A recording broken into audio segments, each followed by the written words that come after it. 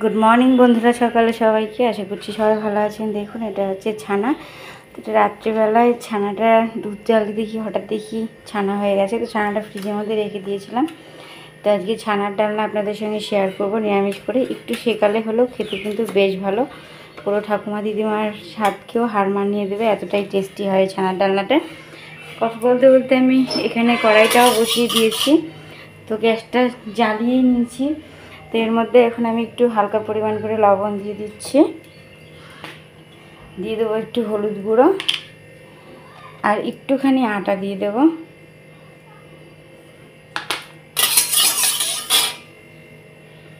তো কড়াইটা বেশ গরম হয়ে এসছে, তো কড়াইটাতে আমি তেল দিয়ে দিচ্ছি। তো গ্যাসটা একটু কমিয়ে নিয়ে এটা যে আমি ব্যাটারটা রেখেছি এটাকে ভালোভাবে একটু মেখে নেব। তো এরকমভাবে কারা কারা ছানা ডালনা খেয়েছেন অবশ্যই জানাবেন, আর যারা খাননি ঝটপট খেয়ে দেখুন, দারুণ লাগবে খেতে। সেটা ভালোভাবে আমি মাখিয়ে নিচ্ছি। দেখুন, তো এটাকে অনেকক্ষণ মাখতে মাখতে সুন্দর করে মেখে নিয়েছি, আর এরকম হালকা করে দেখুন পুরো সুন্দর মাখা হয়েছে বলে হাতে লেগে থাকছে না। এরকম গোল গোল করে আমি কড়াইয়ের মধ্যে ছেড়ে দিচ্ছি।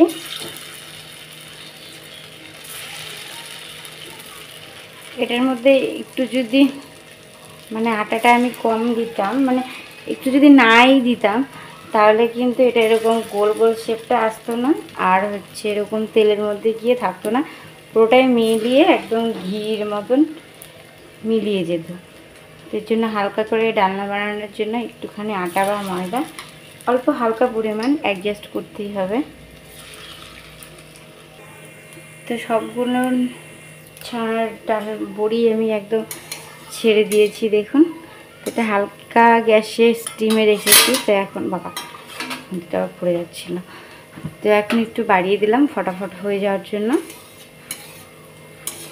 এটাকে হালকা হালকাভাবে আমি উল্টে দেব, যেহেতু এগুলো আমি আগে দিয়েছি তাই এগুলো একটু তাড়াতাড়ি করে উল্টে দিই, কারণ একটা পিঠোগুলো না লাল হয়ে গেছে।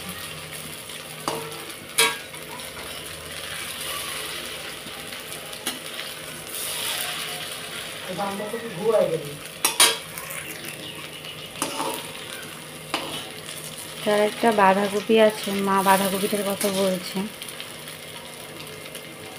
তো আজকে রোববার, বাবা আবার মাছ আনতে গেছে, তো কত কিছু রান্না করবো না, তো ভাবলাম এটা আপনাদের সঙ্গে একটু সকাল সকাল শেয়ার করে নিই ছানার ডালনাটা। বড়াগুলো না আমার বেশ সুন্দর একদম লাল টকটকা করে ভেজে নিয়েছি, এখন নামিয়ে নিচ্ছি।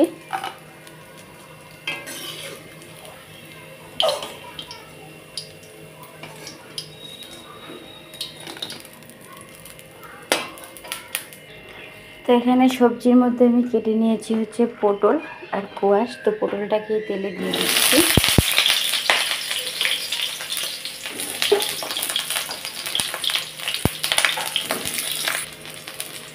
পটলটার মধ্যে আমি হালকা একটু লবণ দিয়ে দিচ্ছি। তো কোয়াশটাকেও আমি পটলে দেব। পটলে একটু তেল বেশি লাগে আর ভাজা হতে একটু সময় লাগে, এর জন্য ভাবছি আগে একটু পটলটাকে লাল করে নিয়ে তারপরে কোয়াশটাকে আলুটাকে এর মধ্যে দিয়ে ভেজে নেব। তো এটা হালকা হালকাভাবে ভাজা হতে হতে ততক্ষণ আমি মশলাটা দেখিয়ে দিই কী কী মশলা নিচ্ছি। তো মশলার জন্য আমি নিয়েছি এখানে লঙ্কা আর গোটা জিরে, আর এটা হচ্ছে আদা। তো আদাটাকে ছুলে নিয়েছি। তো এখন এই যে পটলটা বেশ সুন্দর লাল লাল হয়ে এসেছে আমার, তো এর মধ্যে আমি কোয়াশগুলো আর আলুগুলো দিয়ে দিচ্ছি, ভালোভাবে একটু ভেজে নেব বলে। ততক্ষণে আমি আদাটা লঙ্কাটাকে একটু পেস্ট করে নিই।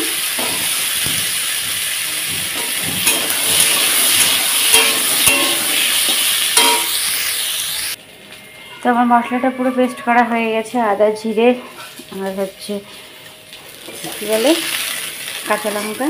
তো এটা সুন্দর ভাজা হয়ে গেছে, নামিয়ে নিচ্ছি।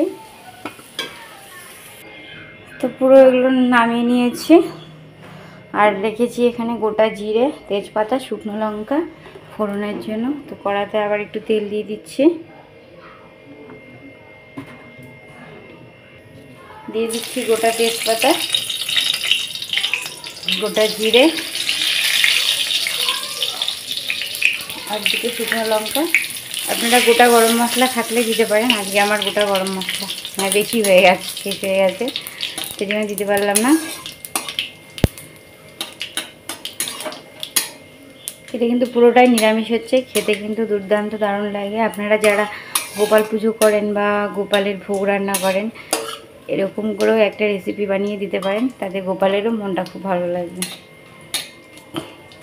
তো দেখুন ফোড়নটা আমার সুন্দর পুড়ে এসছে, শুকনো লঙ্কাটা সেটা জিরে তেজপাতা সবই। তো এখন এতে পেস্ট করা আদা জিরে আর হচ্ছে কাঁচা লঙ্কা বাটাটা দিয়ে দিলাম।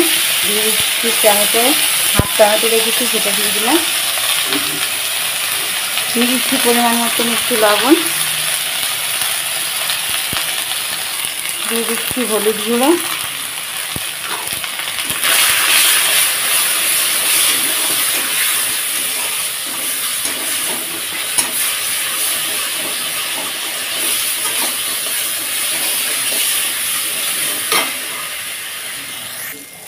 দিয়ে দিচ্ছি একটু পরিমাণ কাশ্মীরি লঙ্কার গুঁড়ো, দিয়ে দেবো একটু সামান্য পরিমাণ জল,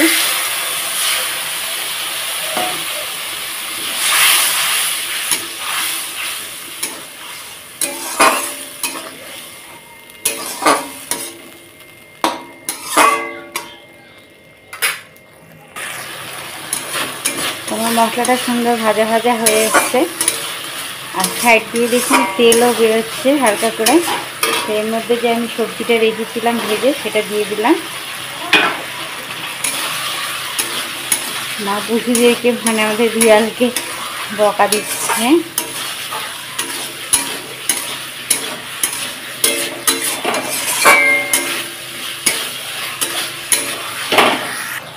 এটাকে আমি হালকা করে ঢেকে দিচ্ছি একটু, ঢাকাটাকে আমি খুলে নিচ্ছি।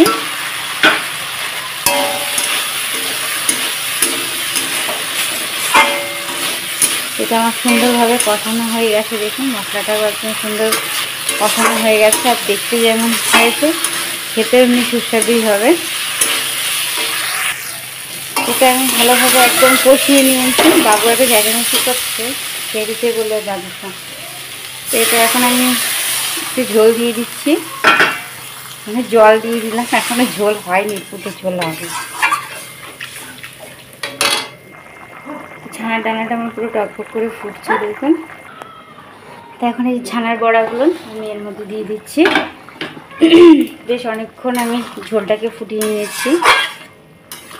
তো যে যেরকম খেতে এটা পছন্দ করবেন, একদম রসালো মাখা মাখা করলেও ভালো লাগবে।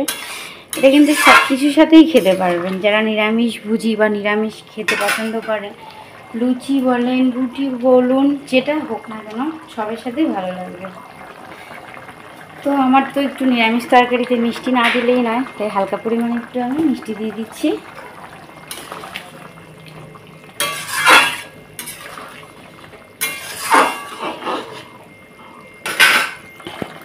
দিয়ে দিচ্ছি একটু পরিমাণ গরম মশলার গুঁড়ো,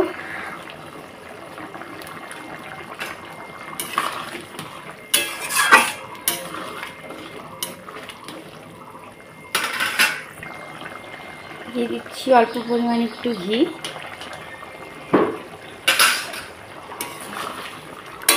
এটা আমার পুরো এখন রেডি, নামিয়ে নেব। তো এখন তরকারিটাকে আমি পুরো ঢেলে নিচ্ছি। তো ভিডিওটা যদি ভালো লেগে থাকে অবশ্যই লাইক শেয়ার কমেন্ট করতে ভুলবেন না। চ্যানেলটা যদি নতুন হয় সাবস্ক্রাইব করতে ভুলবেন না। সবাই ভালো থাকুন, সুস্থ থাকুন। আর প্রিয়াঙ্কা সুইট কিচেন থেকে, প্রিয়াঙ্কার তরফ থেকে রইল আপনাদের অনেক অনেক ভালোবাসা।